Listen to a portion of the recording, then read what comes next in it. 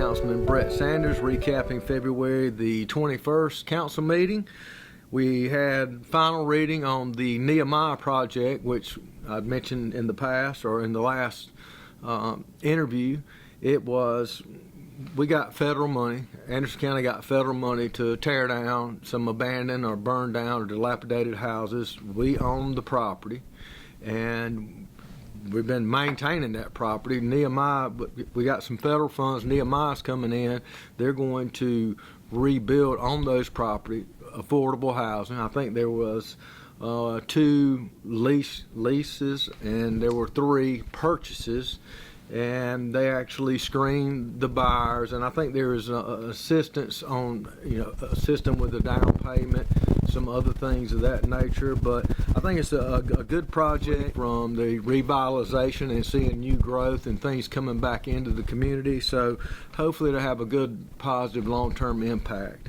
They've done a lot of things. I think those roads was Evergreen, Rogers, Q Street, and Jackson Street. So some areas that would benefit from a new product or new house being developed or coming out of the ground.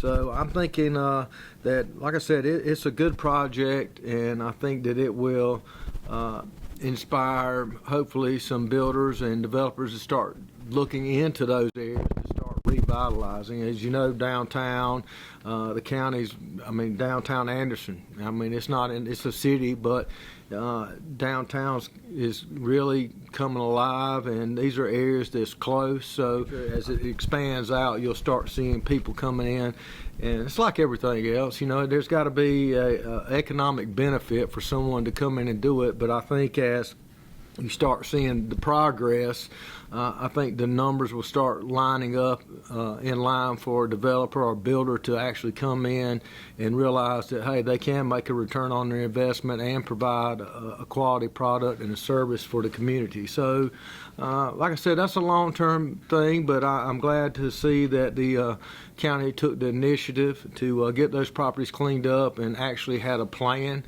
in place to start seeing those be revitalized and put back on the tax book. I said tax map. But also tonight we had a couple of projects for Greenville in the fee and lieu for Greenville County, and it's called the Joint County Industrial Park, which Greenville works with us. We work with the Greenville. There were 3 projects there, which the county will receive 1% of the tax revenue that's generated there. So glad to assist Greenville, and we appreciate them assisting us on projects that we also have. Also, we had tonight was a lease agreement for Habitat for Humanity. I think they lease a portion or have a portion now from the county, and they're going to actually get a larger footprint to store equipment, and they'll be maintaining the property and policing the property. So I think it's always good to see the county helping them, and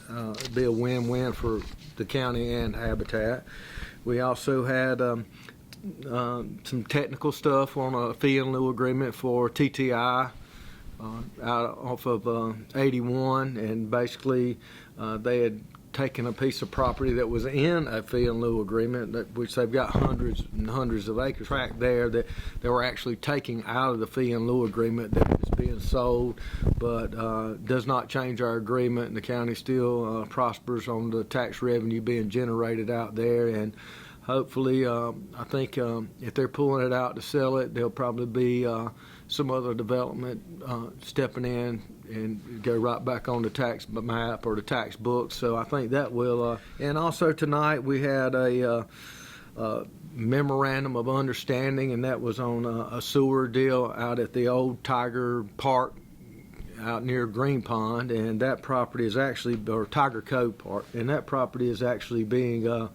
revitalized or taken up a notch from what it used to be to a more current standard and level there. So I think it'll be I don't think it's going to be like a camp area.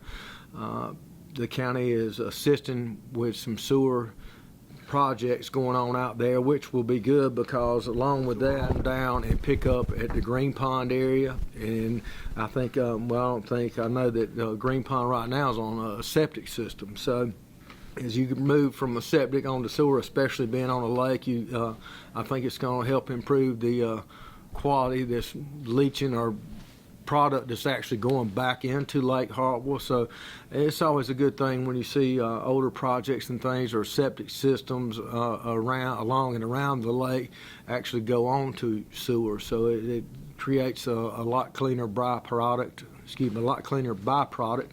And that was pretty much about everything we had tonight. We had a very short agenda, a quick agenda. There were a few I call it housekeeping on some transfers from departments and money, and that was pretty much it.